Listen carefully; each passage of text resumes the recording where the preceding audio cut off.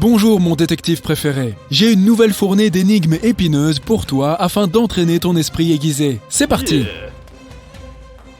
Un soir d'été, Emily a organisé une grande fête. Mais au matin, elle a découvert que quelqu'un avait volé tous ses bijoux et son argent. La police a 3 suspects, Daniel, le petit ami d'Emily, Lily, sa meilleure amie, et Anna, la sœur de la jeune fille. Daniel a dit à la police qu'il avait joué à des jeux vidéo avec son ami toute la nuit. Lily s'est sentie mal et est rentrée chez elle au milieu de la nuit. Elle a dit qu'elle ne savait rien du vol lorsque la police l'avait appelée. Et Anna a dit qu'elle était restée à la fête jusqu'à 7h du matin et qu'elle avait ensuite pris un taxi pour rentrer chez elle parce que personne ne pouvait la raccompagner. Il faisait nuit et elle ne voyait rien. Qui a menti ?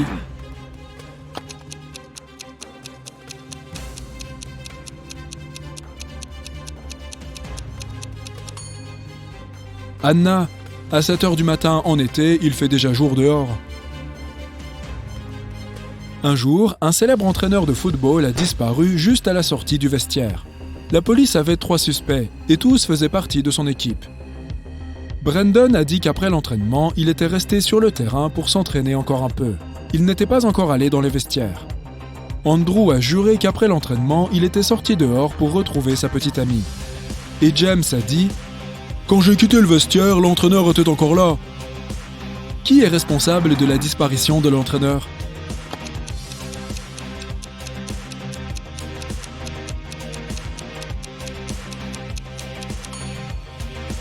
C'est Brandon. Il a dit qu'il n'était pas encore allé au vestiaire. Mais regarde, il ne porte pas son uniforme mais ses vêtements de ville. Un jour, un professeur fou a enlevé Zoé et l'a séquestrée dans sa maison. Avait-il l'intention de faire des expériences sur elle ? En tout cas, la jeune femme n'avait aucun moyen de s'échapper. Mais un jour, le scientifique s'est lassé.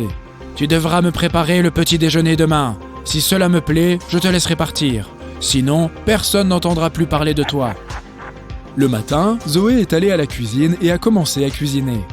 Mais lorsqu'elle s'est détournée du fourneau, le scientifique a jeté toute une boîte de sel dans la casserole. Cependant, lorsque Zoé lui a servi un bon petit déjeuner, il a compris qu'il devait libérer la jeune fille. Peux-tu trouver ce que Zoé a cuisiné ?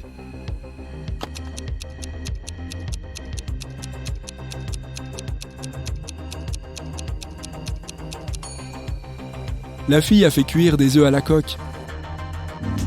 Un homme à moto a percuté la vitrine du magasin de Monsieur Ruby, s'est emparé de plusieurs montres de luxe et s'est enfui.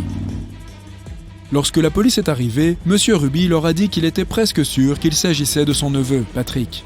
Les policiers sont donc allés rendre visite au jeune homme. À cause d'une forte averse, il leur a fallu 1 heure pour arriver à destination. Patrick était chez lui en compagnie de son ami. L'ami de Patrick a confirmé ses propos, mais la police n'a pas cru à leur histoire et a arrêté Patrick. Pourquoi ?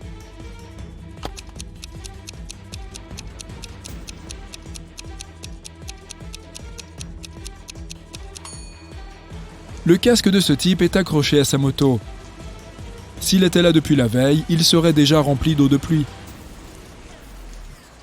4 amis sont allés ensemble dans un café. 2 d'entre eux, Linda et Mike, ont commandé un grand pot de thé aux myrtilles. Kirsten a pris de la limonade et Oscar a opté pour du jus d'orange. 1 demi-heure plus tard, Linda et Mike ont perdu connaissance et ont été transportés d'urgence à l'hôpital. Lorsque la police a analysé le thé qu'ils avaient bu, elle y a trouvé du poison. Les principaux suspects étaient bien sûr Kirsten et Oscar. Pourquoi n'ont-ils pas bu le thé ? Kirsten a dit qu'elle n'aimait pas le thé avec des baies. Et Oscar a expliqué qu'il était allergique aux murs. Qui est le coupable ?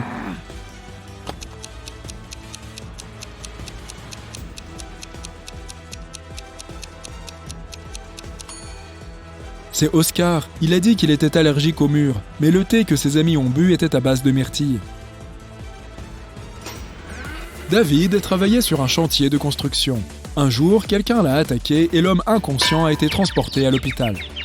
Les policiers qui sont arrivés pour enquêter sur l'affaire avaient 3 suspects qui travaillaient également sur le chantier. Alex, Ryan et John. Alex a déclaré « J'étais en train de poser des tuiles sur le toit quand l'accident s'est produit. » Ryan a avoué qu'il dormait sous l'arbre. Et John a affirmé qu'il était en train de poser des briques à ce moment-là. Peux-tu découvrir qui ment ?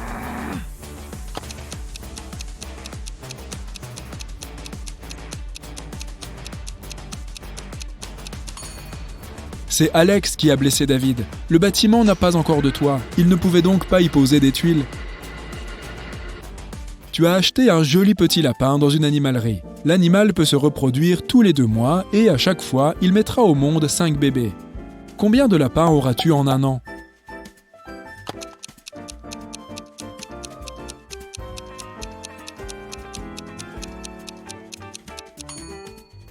Tu n'auras toujours qu'un seul lapin. Si tu veux avoir des petits lapins, tu dois acheter 2 lapins. Observe attentivement ces personnes. Qui est un habitant des mers ? Fais attention à chaque petit détail.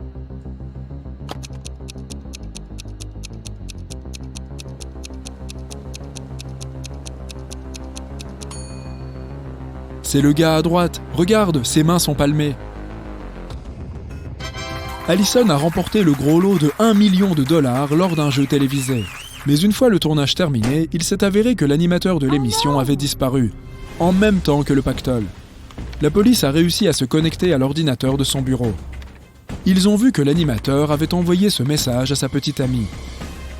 Il semble que l'animateur ait dit à sa petite amie où il allait. La police s'est rendue à l'aéroport. Mais quel vol l'animateur allait-il prendre ? Peux-tu le découvrir ?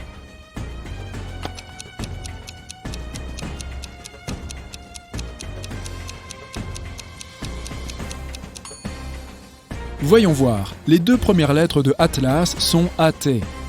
Si nous prenons 3 lettres du mot Land, nous obtiendrons LAN. Et les 2 premières lettres de Tattoo sont TA. Ensemble, ces lettres forment le mot Atlanta. Dépêchez-vous de vous rendre à la porte d'embarquement, messieurs les officiers. Jack s'est perdu dans les bois. Soudain, il voit un château. L'homme s'y précipite et est accueilli par le propriétaire du château. Tu dois répondre à une seule question. Si tu gagnes, je te montrerai le chemin pour sortir de la forêt. Mais si tu perds, tu ne quitteras jamais mon château. Jack est d'accord. Le propriétaire demande. Il y a 4 miroirs sur le mur. L'un d'eux reflète le dragon cracheur de feu Nirin. Le deuxième, la belle sirène Laura. Dans le 3e miroir, tu peux voir un vampire terrifiant, Sam. Et dans le 4e, la licorne David. Tu dois trouver quel reflet n'est pas réel. Et vite.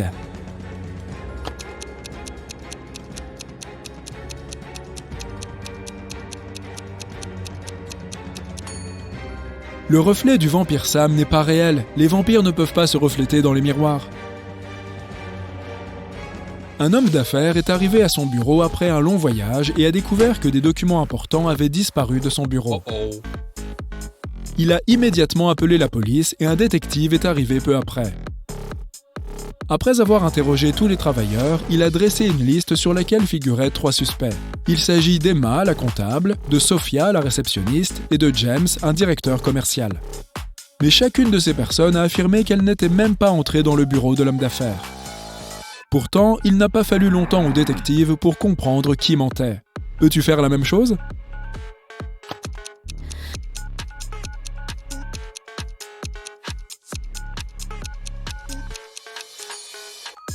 Le voleur est James.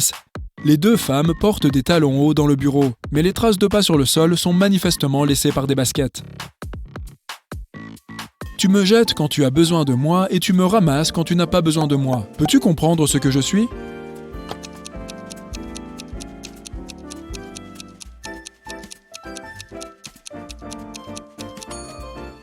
Tu as raison, je suis une encre. Comment peux-tu augmenter 66 de 1,5 si tu n'as pas le droit de faire des opérations mathématiques ? Dépêche-toi de résoudre cette énigme.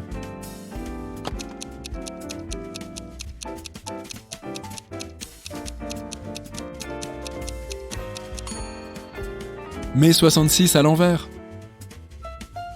C'était l'anniversaire de mariage de Monsieur et Madame Dupont, et Madame Dupont allait mettre des boucles d'oreilles en diamant que son mari lui avait offertes pour leur mariage. Mais lorsqu'elle a ouvert sa boîte à bijoux, elle a vu que les boucles d'oreilles n'y étaient pas. Elle a appelé ses filles, Dora et Laura. « Je vous ai dit tellement de fois de ne pas toucher à mes affaires. Qui a pris mes bijoux cette fois-ci » Dora s'exclame. « Je n'ai pas touché à ta boîte à bijoux !» Laura a également nié avoir pris les affaires de sa maman. « Je ne porte même pas de boucles d'oreilles. » Peux-tu découvrir quelle fille ment ?